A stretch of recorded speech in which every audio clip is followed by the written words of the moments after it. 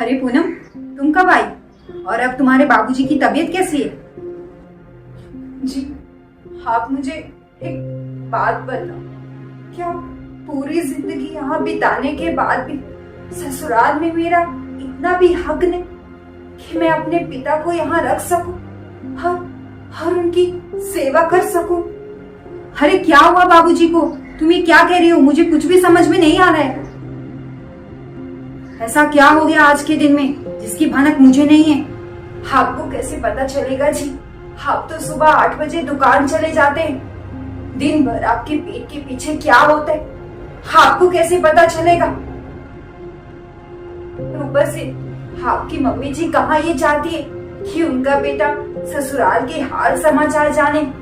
दुख तो इस बात का होता है कि घर में रहते हुए भी आपको घर की बातों से दूर रखा जाता है। अरे पूनम, यूं पहेलियां मत बुझाओ, साफ साफ कहो ना, क्या हुआ? हाँ, तुम इतनी रो क्यों रही हो? क्या हुआ बाबूजी को? बाबूजी का शुगर लेवल काफी बढ़ गया था। गांव में डॉक्टर को दिखाया, हर बीमारी घटने की बजाय बढ़ती जा रही थी। फिर मैंने सोचा कि मैं बाबूजी को अपने साथ यहीं ले आती हूँ, यहीं डॉक्टर को दिखाऊंगी। इसलिए मैं बाबूजी को अपने साथ लेकर आ गई और फिर मैंने यहाँ के डॉक्टरों को दिखाया। डॉक्टर ने बाबूजी को 1 हफ्ते की दवाई दी और इसी शहर में रहने की हिदायत भी दी। मैं बाबूजी के रहने की व्यवस्था दीदी के कमरे में कर ही रही थी कि ये बात मम्मी जी को पता चल गई और मम्मी जी ने मुझसे बहुत झगड़ा किया और मेरे बाबूजी को बहुत सुनाया, बहुत गंदे गंदे लांछन लगाए मेरे बाबूजी के ऊपर।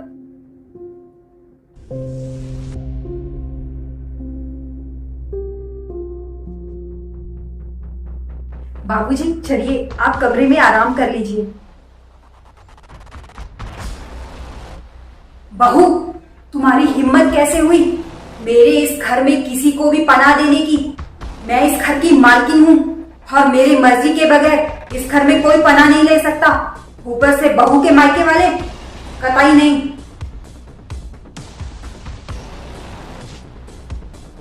और तुम्हारी हिम्मत कैसे हुई मेरी मर्जी जाने बगैर मेरी बेटी के कमरे में अपने बाप को ठहराने की? ये मकान अपने बाप के घर से लेके आई थी जो किसी को भी पनाह दे रही है? ये मेरा घर है, कमला निवास खान, कोई धर्मशाला नहीं जो अपनी मनमर्जी करोगी। अरे समझी जी, आपको जरा भी शर्म नहीं आता बेटी के ससुराल में बीमारी का बहाना लेकर रहने में? अरे ये बेटी का ससुराल है, कोई सराय खाना नहीं। अरे कुछ तो शर्म किया होता समझी जी आपने।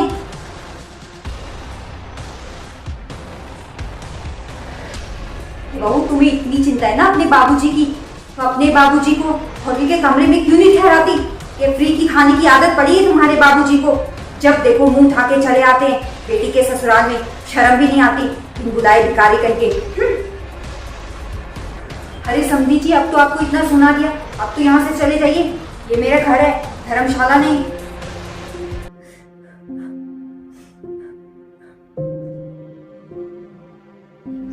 ये मम्मी भी ना, आज तो इन्होंने हाथ ही कर दी। मम्मी जी की बातें सुन के मेरे बाबूजी सुन हो गए। ऐसा लग रहा था नस काटो तो खून नहीं। कितना बड़ा लांछन लगा दिया मम्मी जी ने मेरे बीमार पिता के ऊपर। फिर मैंने बाबूजी को होटल के कमरे में ठहरा दिया। यहाँ रहते तो जीते जी मर जाते, उनकी बीमारी घटने की बजाय बढ़ती जाती। देखो पूनम, तुम शांत हो जाओ। अरे ऐसे कैसे शांत हो जाऊं? बिल्कुल नहीं। आज तो फैसला होकर रहेगा। मैंने पूरी जिंदगी आपकी मम्मी जी और बाबूजी की सेवा में गुजार दी, बदले में कुछ नहीं मांगा। मुझे कुछ नहीं चाहिए, ना पैसा, ना जमीन, ना जायदाद। मुझे बस एक चीज चाहिए, अपने मायके वालों का सम्मान, जो चीज मुझे आज तक नहीं मिली। जी, आप मुझे एक बात बताओ, क्या ये घर सिर्फ मम्मी जी और बाबूजी का है? क्या इस घर पे मेरा कोई हक नहीं? शादी के 20 साल दिए मैंने इस घर को सींचने में, फिर भी इस घर पे मेरा हक नहीं। अगर ऐसा है तो हमारा घर कौन सा है जिसे मैं अपना घर कह सकूं? अगर बहुओं के लिए घर एक जिम्मेदारी और काम है तो उस घर पे हक क्यों नहीं? क्यों उस हक से हमें वंचित रखा जाता है? क्यों हम अपने रिश्तेदारों को यहाँ नहीं बुला सकते? अगर ऐसा है तो मुझे भी मेरा घर चाहिए जिसे मैं हक से अपना कह सकूं। अरे मेरे बाबूजी थोड़ी ना शौक से आए थे, वो तो उनकी मजबूरी थी, उनको आना पड़ा। उनका बस चले ना तो वो बेटी के यहाँ का पानी तक ना पिए। और शुरू से तो वही करते आ रहे हैं ना, वो तो भली भांति परिचित है मम्मी जी के स्वभाव से। वो तो मेरी जिद करने की वजह से आ गए, पर आज इसी जिद की वजह से मेरे बाबूजी को कितनी कितनी बेइज्जती सहनी पड़ी। पूनम, मैं मम्मी से बात करता हूँ। आज तो मम्मी ने हद ही कर दी। अरे बेटी, तुझे पता है आज बहू के बाबूजी ना दो पैसे बचाने के चक्कर में बीमारी का बहाना लेके ना बेटी के ससुराल में भिखारियों की तरह मुंह उठा के आ गए। शर्म भी नहीं आती ऐसे बिन बुलाए भिखारियों को।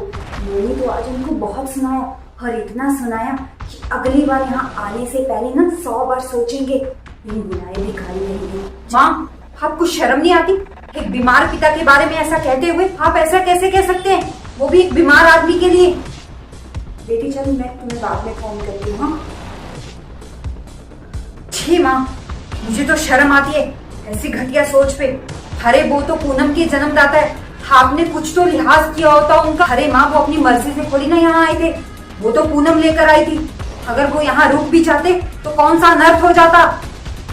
माँ, तुम भी तो अपनी बेटी के ससुराल जाती हो। अगर पूनम के बाबूजी यहाँ आ गए तो क्या हो गया?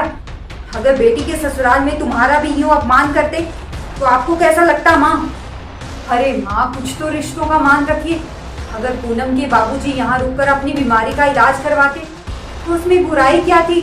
आखिरकार ये घर पूनम का भी तो है। खबरदार बेटा, अगर तुमने फिर से ऐसा कहा, ये घर मेरा है, यहाँ किसे रहना है किसे नहीं ये मैं डिसाइड करूंगी, बहू नहीं। अगर ये घर आपका है ना तो अब इस घर में मैं और पूनम एक पल भी नहीं रहेंगे। हम ऐसे घर में नहीं रह सकते जहाँ इंसानियत की कोई जगह ना हो और जहाँ घमंड और रौब का बोलबाला हो। ऐसे घर में हम एक पल नहीं रह सकते। हम कल सुबह ही ना ये घर छोड़ के हमेशा हमेशा के लिए चले जाएंगे।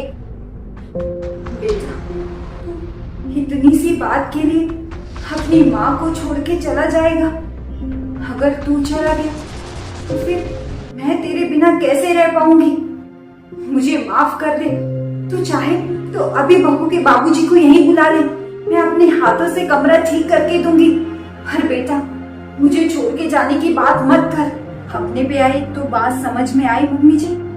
यहाँ 24 घंटे में आपकी सेवा में हाजिर रहती हूँ, पर आप लोगों की नजरों में मेरी कोई कदर नहीं। 20 साल हो गए मेरी शादी को, आज तक मैंने अपने मायके वालों को यहाँ नहीं बुलाया और ना ही मैं बुलाना चाहती थी।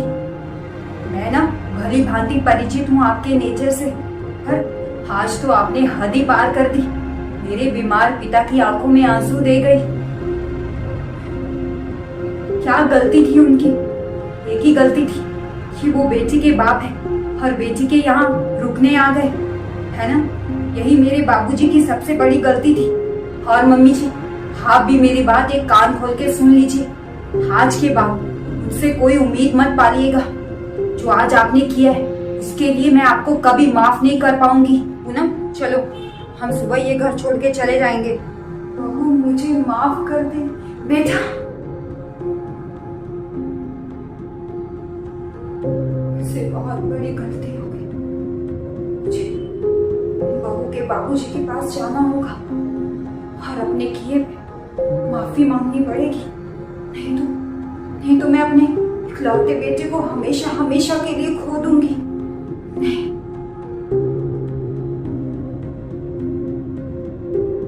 अरे बाबूजी, आप यहाँ? बेटी, सुबह सुबह दामाद जी और समधन जी कमरे में आए थे जहाँ मैं रुका था। समधन जी कई मिन्नतें करने लगी और अपने किए पे माफी मांगने लगी, तो मुझे आना पड़ा। अरे बहू, अब अपने बाबूजी को यहीं खड़ा रखोगी या अंदर भी लेके जाओगी? ना, बाबूजी को यहाँ किसी भी चीज की दिक्कत नहीं होनी चाहिए। तुम बाबूजी का ख्याल रखना। मैं जा रहा हूँ दुकान, और हाँ, किसी भी चीज की जरूरत होगी तो मुझे फोन कर देना, ठीक है? समझी जी? अब जब तक आप पूरी तरह ठीक नहीं हो जाते, आप यहाँ से कहीं नहीं जाएंगे। आखिरकार ये घर आपकी बेटी का भी है।